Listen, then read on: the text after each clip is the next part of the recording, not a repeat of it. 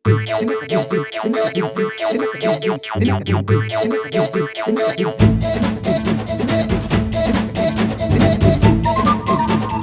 నా బిడ్డకి తాడు కట్టాల్సినోడు. నీ బిడ్డది పెళ్ళే, కానీ ఆ బిడ్డది చావు. ఏది పెద్ద కష్టం? నా క్వశ్చన్లో క్లారిటీ ఉంది, నీ ఆన్సర్లో ష్యూరిటీ ఉంటుందా? చూడప్పా సిద్ధప్ప, నేను మాట చెప్తాను. పనికి వస్తే ఏడనే వాడుకో, గుర్తుకొస్తే ఏడనైనా వాడుకో. నేను సింహం అంటానబ్బా, అది గడ్డం గీసుకోలేదు, నేను గీసుకోగలను, అంతే తేడా.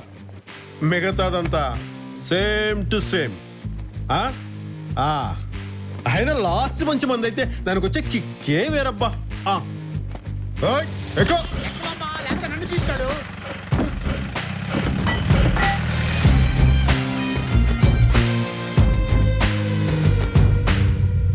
ఇంత పెద్ద డెసిషన్ తీసుకునే ముందు డ్రైవర్ తో డిస్కస్ చేసే ధైర్యం ఉంది కానీ అమ్మా నాన్నలతో చెప్పాలన్న జ్ఞానం లేదా నీకు? అది కాదు సార్, నేను ఏం చెప్పేది కాదయ్యా, ఒకసారి వినండి. అసలు ఇతను ఎవడు, ఏం చేస్తున్నాడు, పెళ్లి తర్వాత నిన్నెలా చూసుకుంటాడు, ఏంటి ఏమి ఎక్కర్లేదా? ఏం నందు? ప్రేమిస్తే చంపేస్తాం, పెళ్లి చేసుకుంటే కాల్చేస్తాం అనేంత మూర్ఖత్వం మాకు లేదు. రమి, మాకు నీ మీద ప్రేమ ఉంది, నీ ప్రేమ మీద గౌరవం ఉంది.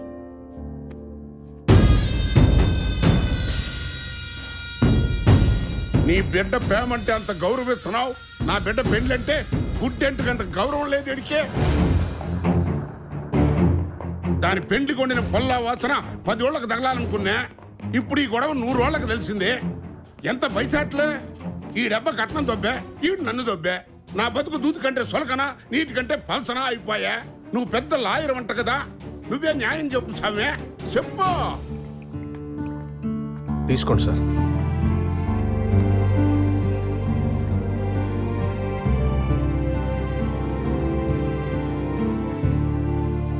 ఇప్పుడు మీకు దాహం ఇచ్చిన ఆమె నా చెల్లెలు. పెళ్ళైన 10 రోజులకే పుట్టింటికి వెళ్ళరా, దీపావళి వెళ్ళాక వచ్చి తీసుకెళ్తానన్నాడు మా బావ. ఇప్పటికి 30 దీపావళి వెళ్ళి ఇంకా రాలేదు సార్. పలావు మిగిలిపోతే పాలేరులు తింటారు సార్, కానీ ఆడపిల్ల పుట్టింట్లో మిగిలిపోతే మీరు ప్రశాంతంగా ఒక్క ముద్ద కూడా తినలేరు. మీ అమ్మాయి అంటే ఇష్టం లేని అతనికి ఇచ్చేయడం మీకే నష్టం. మీ పేరు సిద్ధప్ప. సిద్ధప్ప గారు, మీకెంత అయిందో చెప్పండి. రేపు నా కూతురు పెళ్లికి ఖర్చు అయిందనుకుని అది నేను భరిస్తాను. ఏంటా డబ్బిస్తావా నాకు? ఈ సిద్ధప్ప నాయుడు మానం కొనేంత ముళ్ళుండదని కాడా?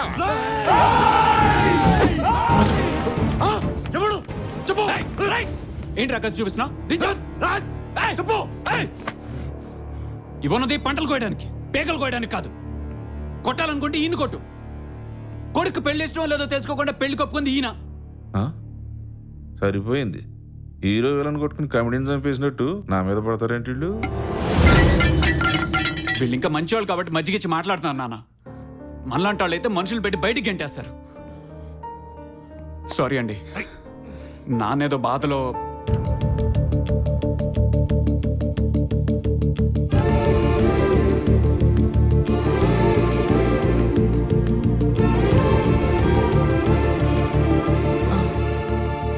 ఆయన మాటలకి నేను క్షమాపణ అడుగుతున్నాను. మీకు డబ్బిస్తాం అనడం తప్పు. పోయిన మీ పరువుకు బదులుగా మా ఇంటి మర్యాదని, మా రెండో అమ్మాయిని మీ అబ్బాయికి ఇస్తాం. తీసుకెళ్ళండి అన్నయ్య గారు.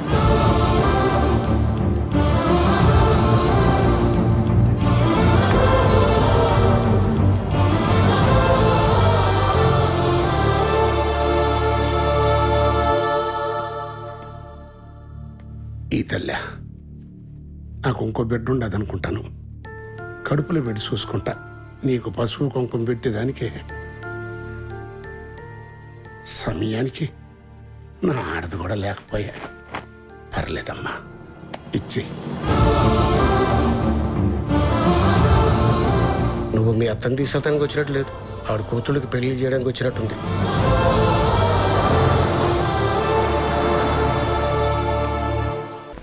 తమ్మయ్య, ఏంటన్నయ్య, నిన్న విజయ్ గారు నీ స్కూల్ కూడగొడతా నీ స్కూల్ కూడగొడతానని దగ్గర శబదాలు పలికాడు కదా మరి ఇంతవరకు రంగంలోకి దిగలేదు అసలు వాడు ఏ స్కూల్లో వస్తున్నాడంట అందుకే నువ్వు స్కూల్ మూసే నువ్వు నోరు మూసే అని ఏంటి తమ్మయ్య అటు చూడు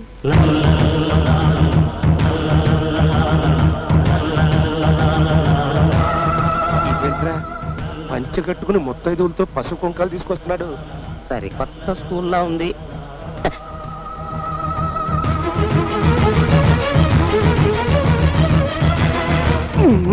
ఏంట్రా మన వాచ్మెన్ గారు ఆడికి సెల్యూట్ కొడుతున్నాడు మన స్కూల్ సిలబస్ మారిందో ఏమో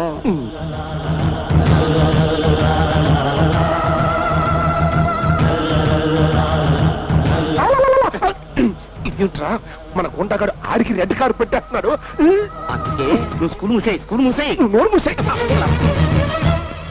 ఎందుకు వచ్చావు బియ్యానికి కయ్యానికి కాలు దువ్వే ధైర్యం లేదా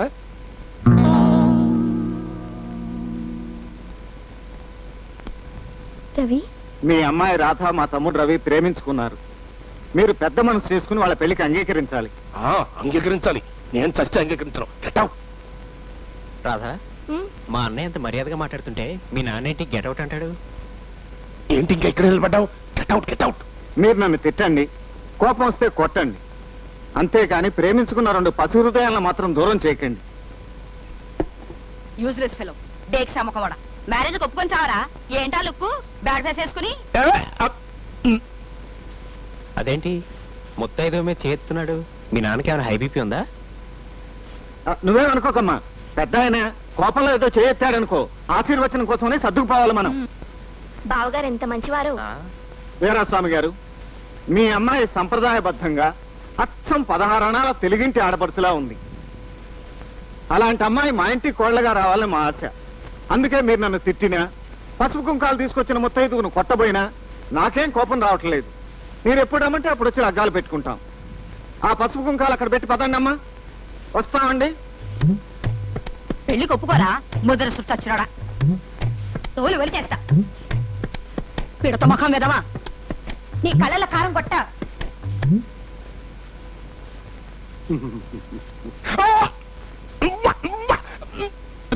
పెళ్లి లేదు గిల్లి లేదు ముందు బయటకు పంపించండి రా రాధా మీ నాన్నకి లో బీపీ కూడా ఉందా మరి ఎందుకు ఇలా ప్రవర్తిస్తున్నాడు మొన్న ఒకసారి నాకు దెబ్బలు తగిలితే తానే హాస్పిటల్లో జాయిన్ చేశాడే సర్లే వస్తాను అన్నయ్య ఆ లాస్ట్ ముత్తైదు వా చెవులు ఏం చెప్పింది అమ్మో అదేదో బూతు కొత్త కూసిందిరా నానా ఏంటమ్మా అవునడు తెలుసుకుంటా బావగారిని ఎందుకలా అవమానించావు అది వాడికి నాకు చిన్న తగు ఉందిలే అమ్మా అందుకే నిన్ను వాడి తమ్ముడికి ఇచ్చేయాలనుకుంటున్నాడు ఏమిటా గొడవ అదే ఆడు అంత మంచోడు కదమ్మా అవును మొన్న రవికి దెబ్బలు తగిలితే హాస్పిటల్లో నువ్వే జాయిన్ చేసావట కదా ఏంటి నేను ఆన్ని ఆసుపత్రిలో జరిపించానా అంటే చేర్పించలేదా